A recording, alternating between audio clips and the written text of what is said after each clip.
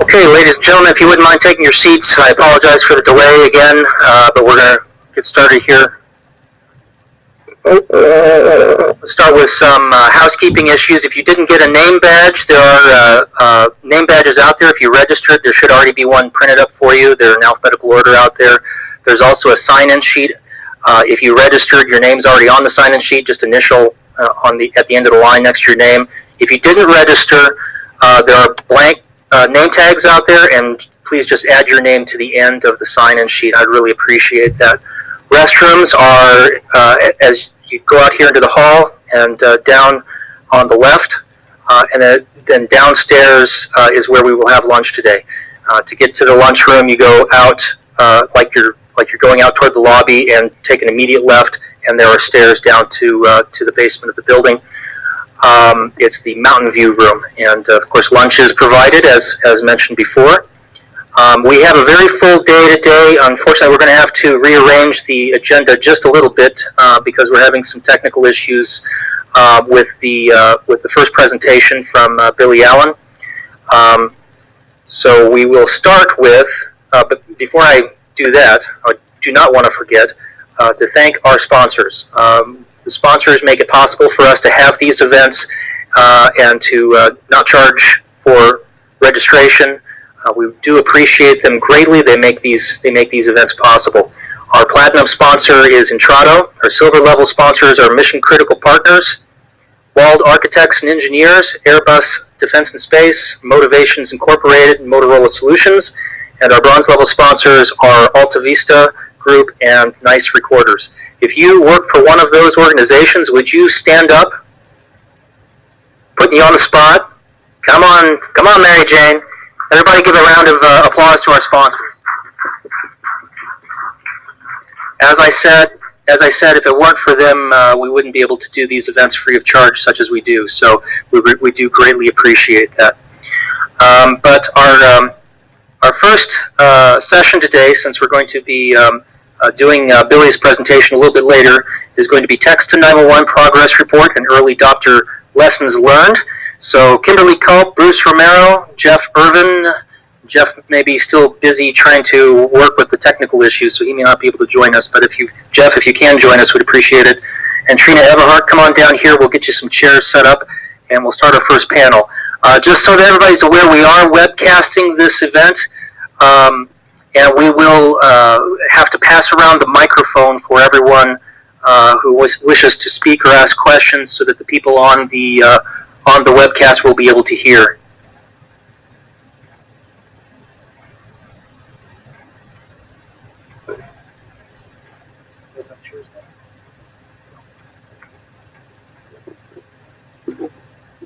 See if this microphone's working now. If you didn't hear, apparently somebody hit a power pole outside the building today. Was it you? Oh, okay. Okay, that microphone's not working. You can sit there. And Kimberly has graciously offered to moderate this panel. So Kimberly, I'll let you take it away. All right, so I'm Kimberly Culp. I'm the Executive Director with Larimer Emergency Telephone Authority, and we have 5 PSAPs in our area, and we are Text-to-911. So the first thing I want to do with the panel is I want to go ahead and go down and have everybody introduce yourself, your agency, and discuss where you are with the text implementation and what solution you selected for your agency. I'm Trina Everhart. I'm the County Coordinator for Arapahoe County Emergency Services Communications. I apologize if my voice breaks a little. I'm now under the weather. We are text-enabled. We're doing training next week, and we had selected the Intrado solution, so it's integrated with our 911 phone system. I'm Jeff Irvin with the Jefferson County Emergency Communications Authority. We're the authority for both Broomfield and Jefferson counties. We're in the stage of, we've selected the GEM 911 interface for our PSAPs. We're about 2 years out from another rev of our phone system that will enable a true I3 solution, so we've elected to go that route. We're in the process of discussions with TCS and the telephone service providers for deployment. We've got to get the TCS deployment completed. We're hoping to have a conference call next week to get that in the near term. Westminster Police has volunteered to be the focal for texting in our region until such time as the others are ready to come on board. So the strategy right now is perhaps for Westminster and Arvada to begin accepting for all of our 10 PSAPs, 7 primaries, 3 secondaries, and then eventually everybody will migrate over. I'm Bruce Romero. I'm the director of the Pickens County Regional PSAP. We went live with the GEM product from TCS about 14 months ago with Verizon only, and since then in July and August of this year, we added the other 3 major carriers.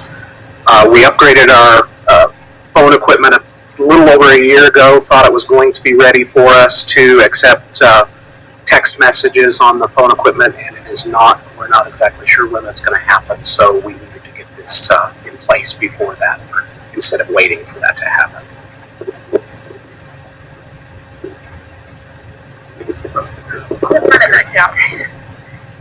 Bruce, can you talk a little bit about what I call the FUD factor, the fear, uncertainty, and doubt that you had or your dispatchers, managers had when you were implementing text? I wouldn't say that there was a terrible amount of FUD factor for me. I'm not, I'm one of those people who love hate because I love change.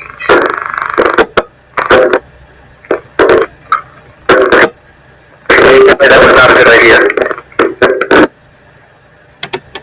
Hello?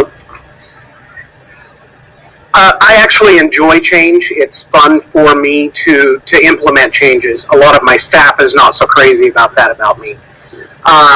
But we did use a process of change management to make sure that the staff understood what was coming and that it wasn't going to be overwhelming to them. Through any other implementations throughout the country, even statewide in Vermont, there just was not an issue with overwhelming text messages coming in.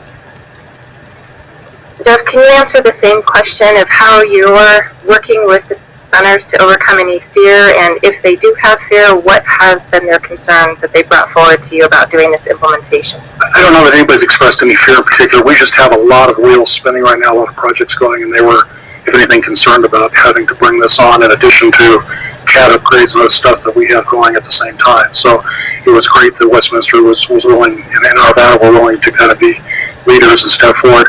Our delay has been in getting the product deployed and getting it implemented. I think probably the vendors are a little bit overwhelmed, and so we're kind of waiting and trying to get that coordination going. We did the request for service letters early on, and it turns out we may have done it too early. We probably should have had TCS on board and up to speed before we even did that. So it's kind of been a learning curve for us, but I don't know if there's any particular fear or feeling to be overwhelmed. You know, I think most of the managers have done their research on what folks have seen nationwide and what Pitkin has experienced, and so we're just excited to see it coming, wanting to get it as soon as possible, but just have a lot of projects going on in all of our PSAPs right now. It's a little overwhelming for everyone. Trina, how about for your group? Any uncertainty or fear that you've been? Well, we had concerns with our board. They felt that we'd be inundated, and we did educational piece for them and demonstrations, and brought in federal statistics and such for them. The dispatchers had the same fear that now they have this new technology on top of all their other duties, and how are they going to handle all that? And I think one of the fears too was that all the texts would come in as your 15-year-old son would text his buddies. So we actually turned that into kind of a game. I'd send out, I'd go on the internet and find some of the slang and abbreviations and send them out to the PSAPs, and the people that actually figured those out, I was giving out, small tokens of prizes to kind of get them over that. And in talking to some of the teenagers, they've, really stated that, yeah, they text their buddies that way, but if they're going to call 911, they're either going to call or they're going to make sure they spell it out because they want to make sure somebody's actually going to help them. So we've brought in some of that and done an educational piece as well. In all the demos now, I think we've gotten to a comfort level where the dispatchers really don't see this as going to be a high impacting, or, you know, it looks very familiar because they're by text. So we've kind of overcome that with just education and training. I think on behalf of our PSAPs in Larimer County, the fear we had was the volume as well. If everyone remembers when you went live with the wireless 911, for those of us who's been in the industry long enough, we did have an increase in volume. We went from having one 911 call to having 10 because of the amount of cell phones that were in the area of the emergency. This has not shown that increase for us either. We did have quite a few text-to-911 calls last month. We actually had 53. So we had quite a volume, but we also are supporting a major university. So that could be a bit of a difference from our implementation. No.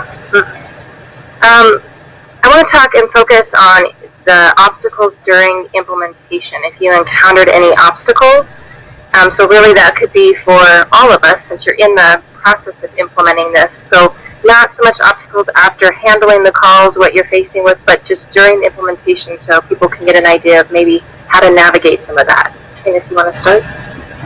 We have 7 PSAPs and 2 EOCs. So we really haven't seen any obstacles. The Entrado phone that we normally use for our 911 system was enabled.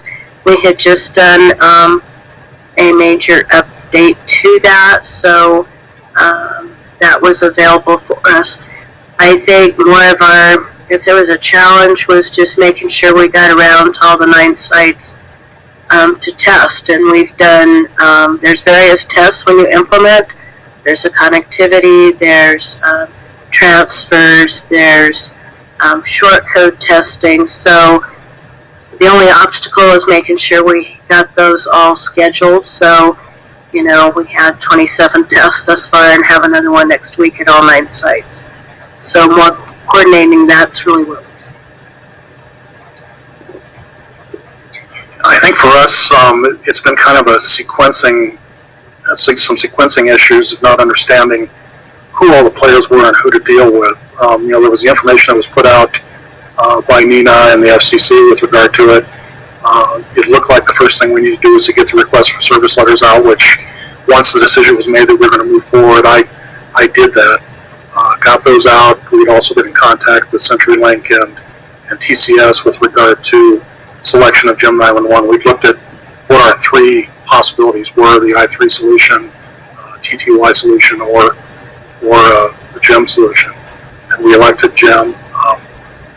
Then we started getting information from the telephone service providers that we'd sent requests for service letters to, with surveys asking certain information that they need in order to turn it on, per se.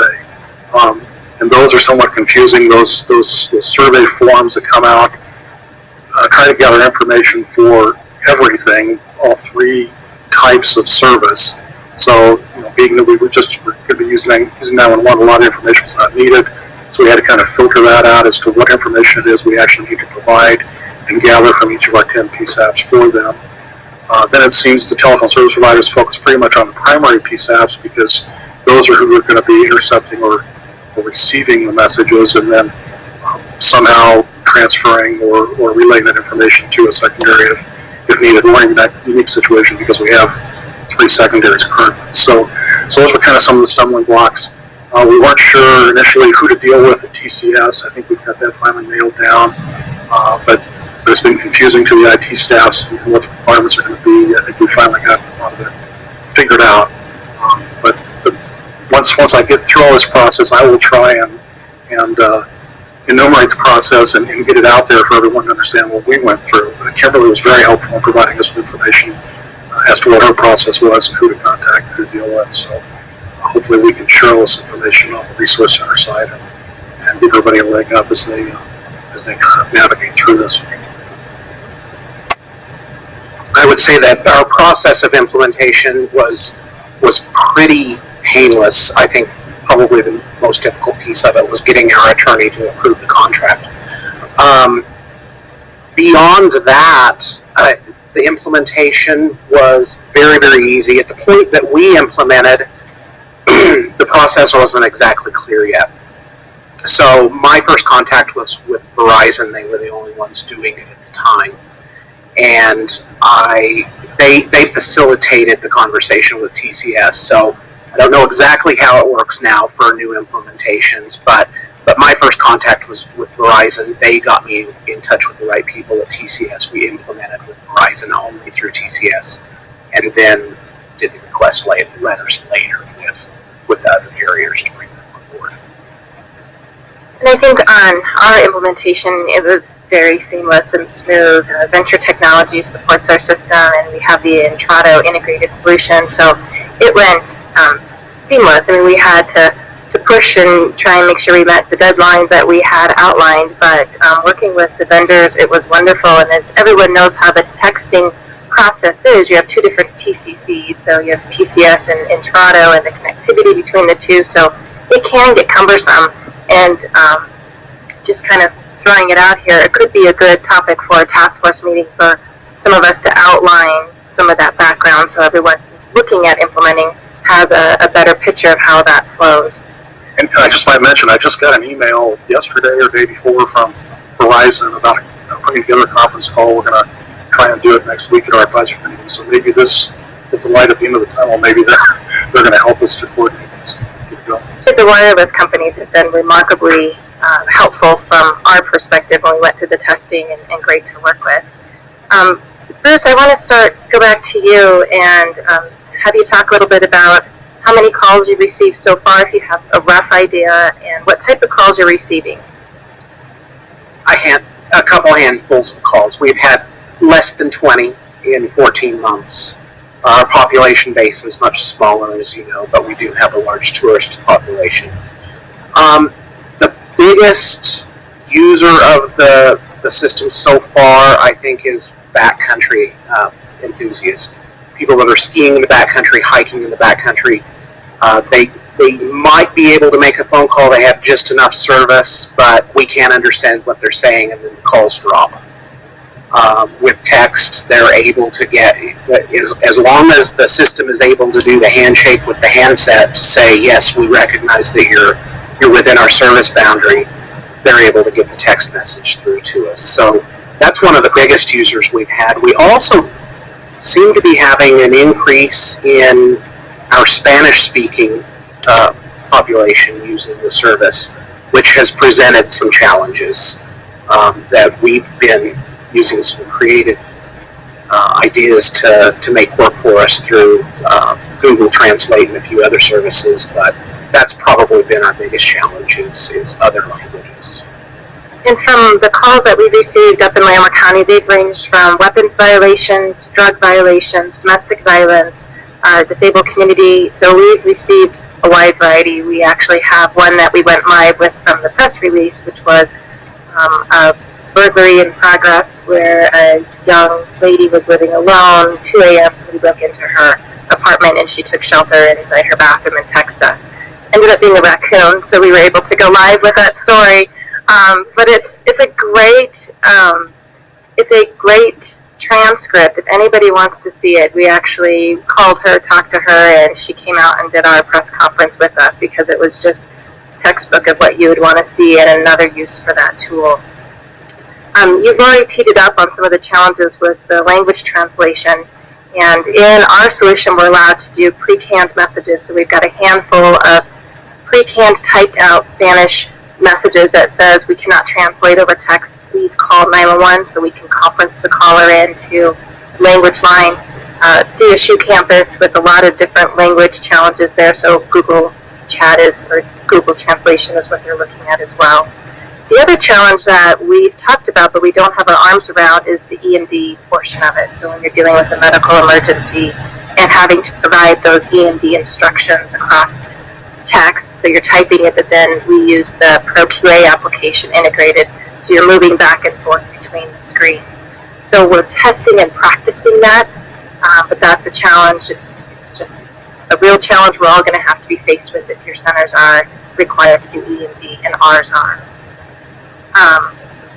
I just have one more I don't know where it went, but I wanted to go through public education efforts, and then we'll turn it over to questions from everybody, because I think we've got a few more minutes. So, public education plans. Jeff, if you want to start with if you guys have established a plan of what public education you're going to do when you go live. We've not. We know that Trina's got an effort going, and we were kind of hoping we'd kind of ride on the coattails of that. So, frankly, we haven't had that discussion yet. You know, we do have Smart 911 implemented also, so we've done a lot of education around that, and that's a discussion that we will be having soon. Kimberly was very kind to share some of her areas, her materials and such. We want to wait for our big public education and information until we're totally ready. So it'll probably go out second week of January. We have a PSA that was produced for us by one of the local agencies and their communication officers. We will put that out on our channel 8. All sites also have a web page. So we're going to start trying to push that out. I contacted all of the public service folks for all our agencies, and they're most willing to get some information out. We did 3x5, they're a little larger than that, maybe 4x6 cards with information as well as flyers.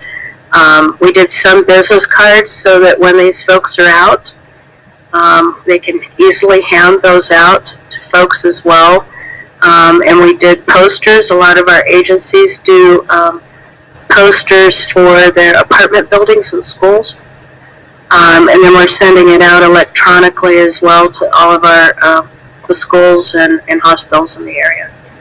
So we just kind of wanted to wait before the press release went out when we were totally ready, rather than have any of those glitches or confuse the public on if it's ready or not. So hopefully by mid-January we'll be sending out the release and all the information. Great. Bruce, is there anything that you did that Trina didn't capture that was successful for you in the public education? I don't really think so. We did a couple of TV commercials, placed them on YouTube, on Facebook, different social media, as well as some local television station. I also had some banners made up and placed those throughout different communities that have caused hang banners, especially right now with the influx of our tourist population. Great. Just two things from our perspective. I don't think you mentioned utility mailers. We did utility mailers, so all of our agencies cooperated with that. So we just provided the text, and then they stuffed it in the envelope, and so it went out on the utility mailers. And for those cities and partners that actually do a utility newsletter, they just saved us some real estate on there and included our information. So that was very successful.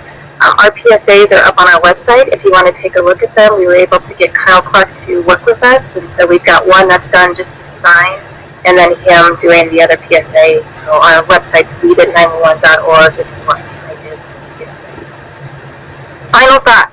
So the final thought, what I would like to ask everybody is, what's one thing that you want to leave everybody with that you feel you did right or you're doing right in this implementation? So just, if you walk away with anything, if you can walk away with this one piece of a best practice or the thing that went really well for you. And on behalf of LEDA, I think the one piece that we did right that I would highly encourage you to consider is to build in some sort of threshold. So you go live with all the texting to 911.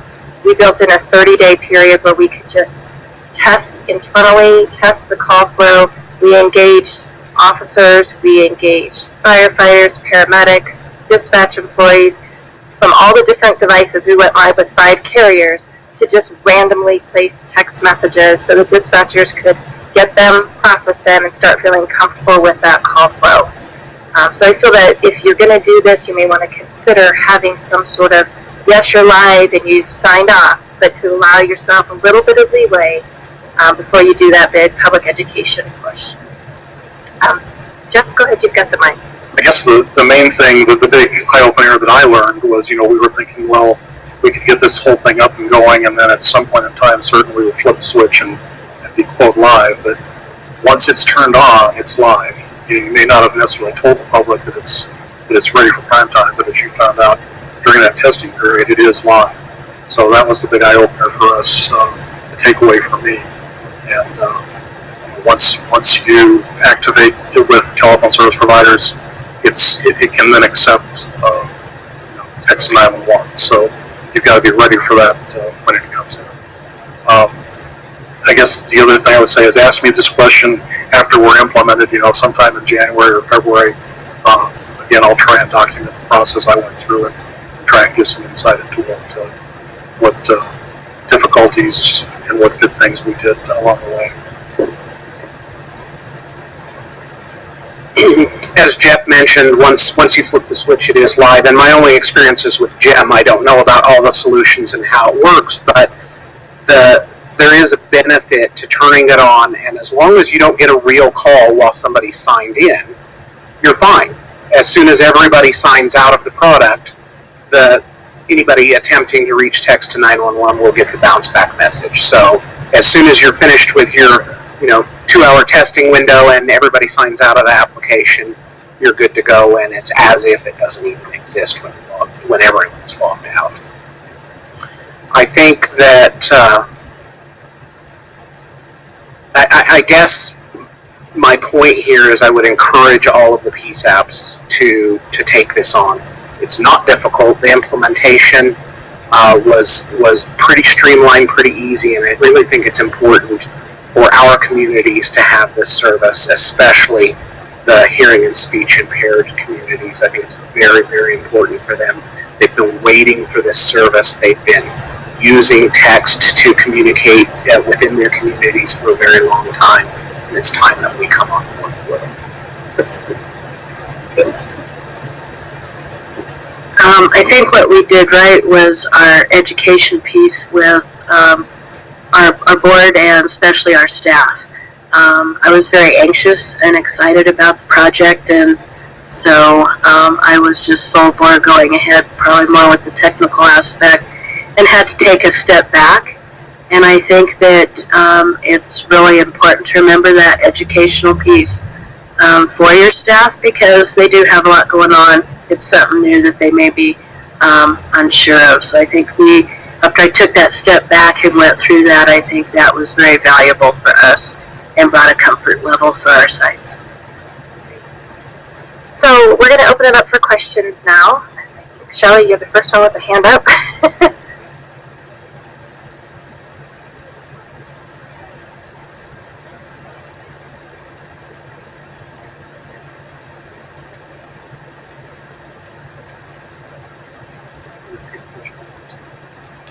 So Shelley's asking if we went live with short code testing, is that different than when we went live with the 911 testing? So for us, we did short code testing first, and we were successful in short code testing, but we weren't live. I mean, we could still continue to test with that short code they gave us if we wanted to. And then we went live with 911, and you could turn it off if you weren't ready. You could have them disable the service, but it was successful, so we kept everything enabled. The 5-digit short code. Yes, Bill. I want to say it was 1911. Yeah, it was whatever they gave us for testing. It was a 5-digit short code. Correct. Any other questions? Yes, Bill.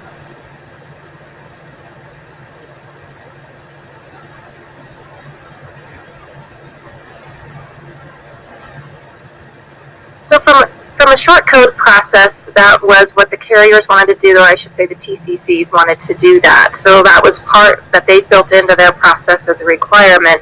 It allowed us to safely look at the call flow to make sure it's displayed correctly, proof of concept from the circuit that was installed, the router, did it route fine? Okay, if you kill the router, is it going to roll?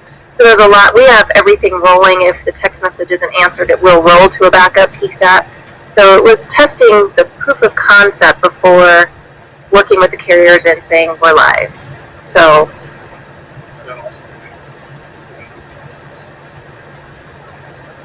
No, it still hits the cell towers, correct.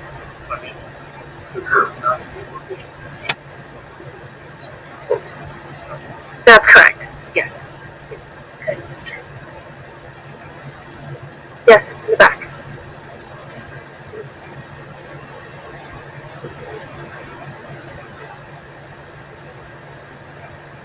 So I've gone through, my team has, and we look at the text messages, we look for education opportunities with the dispatchers, and we have some folks that are using it more frequently than not, but that's because they're in a situation where it is appropriate. So it's not an abuse, but it is inappropriate, and that's a disabled family that is actually living in our community that was experiencing some issues.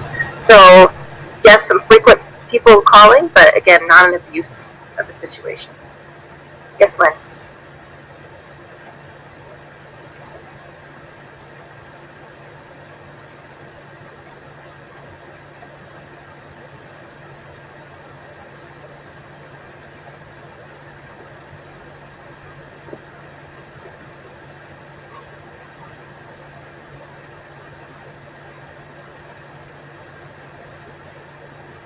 So to summarize Lynn's question, it's do we have to consider anything different from a call flow management perspective on a big event? I'm going to answer it from an integrated solution, and then Bruce, I'd like you to answer it from a standalone application. We chose to go integrated with our phone system because we didn't want to have another system to be monitored or logged into. So the way it works on our solution is it actually lamps and rings in like a call, so you can manage it within the 911 calls as just another incoming call that you're managing. It's not like you have to look at a different screen. So you really can prioritize all of your incoming requests on one location, one phone system. We also have it built in to roll. So if you are overwhelmed like you can get with your 911 calls, we have ours rolling our text messages to our backup PSAPs as well. So we're treating them just like a voice 911 call. We haven't had, thank goodness, in Larimer County, we needed a breath this last year. We haven't had a big event and haven't been live with text to see if something unique happens. But there are also thresholds you can set up to say, I'm only going to allow so many text messages in this period of time before callers get a bounce back. So we have one threshold set up right now that says if we don't answer that text message after 60 seconds, so it rings in, but we haven't answered it, not only does it roll, and then if our backup doesn't answer it, the caller gets a bounce back and says you need to place a voice call. So you can really work with your carriers and your providers to get it exactly the way you want it, to have it work well from a call flow perspective. At least you can on the integrated solution. But Bruce, if you want to hit your standalone. So in the standalone solution, and I don't know if it works the same way in the integrated solution or not, the ability for the call taker to continue processing voice calls while they're dealing with the text message is really important in our operation. The text messages are slow moving. It's not a very quick process. At times it could take us a half an hour to process a call, depending on how quickly they respond to the questions we may be asking them. So during that time, my call takers are still able to process voice calls and do the rest of their job that really doesn't seem to delay that piece of it, but they're doing this as an extra duty that doesn't seem to cause an impact to the voice call piece. But I would be interested in the integrated solution if that's still possible, where you having to place the call on hold to take a voice call. You can place the call on hold, and then if they respond back, you get an update flag so you know that they've sent you a text back. We haven't seen any delaying fast. It's very, very fast. It's not, I think the longest is if somebody's texting you on a device and they're slow, but again, you can put that on hold, answer a voice call, and then it alerts you when they've updated the message. So you can toggle and manage all of that. Yes, Cheryl had a question.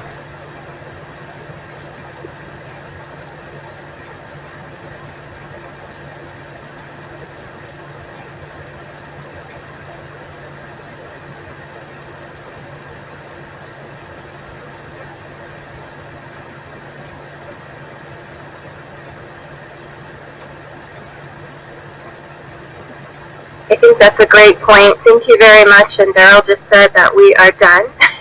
So we gave me the act. So obviously we'll be around most of the day. So if you have any other questions and want to talk to any one of us, please feel free to grab us and we'll help answer your questions. Thank you.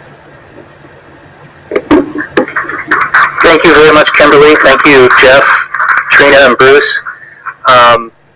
Just as a reminder, the Resource Center website has a page with Text-to-911 resources on it. If you go to the main page of the website, click on Resources, then click on Text-to-911.